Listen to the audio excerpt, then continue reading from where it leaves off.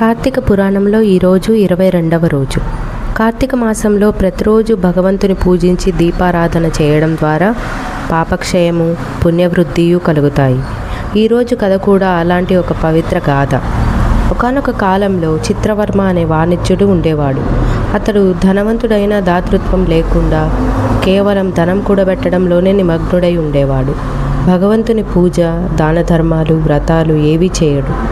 ఒకరోజు అతడు తన వ్యాపార ప్రయాణంలో అడవిలో వెళ్తుండగా దొంగలు దాడి చేశారు. ఆ దొంగలు అతని వద్ద ఉన్న సర్వసంపదను లూటీ చేశారు. భయంతో పారిపోతూ ఒక పెద్ద చెట్టు క్రింద కూలిపోయాడు. రాత్రి కావడంతో ఆ చెట్టు కిందనే నిద్రపోయాడు.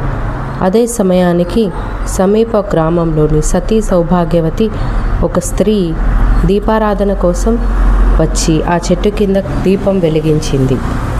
ఆ దీప ప్రభ వల్ల ఆ వాణిజ్యుడు కాస్త సాంత్వన పొందాడు. మరుసటి రోజు తెల్లవారగానే అతనికి దారి చూపుతూ ఒక మహాత్ముడు ప్రత్యక్షమయ్యాడు. ఆయన, నీ జీవితంలో ఈ మార్పు కారణం నిన్న రాత్రి నీ సమీపంలో వెలిగిన కార్తీక దీపమే. ఆ దీప ప్రభావంతో నీ పాపాలు నశించాయి.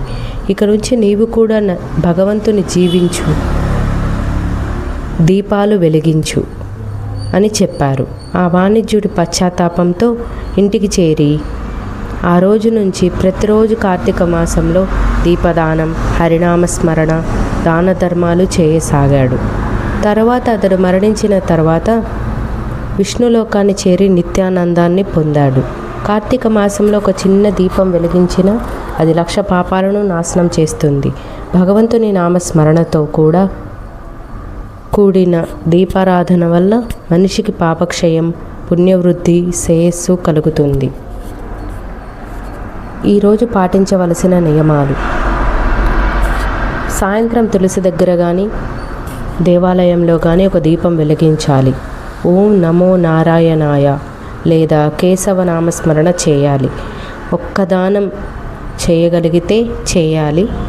అది ఆహారమైనా కావచ్చు, వస్త్రమైనా కావచ్చు, లేదంటే దీపదానమైనా కావచ్చు.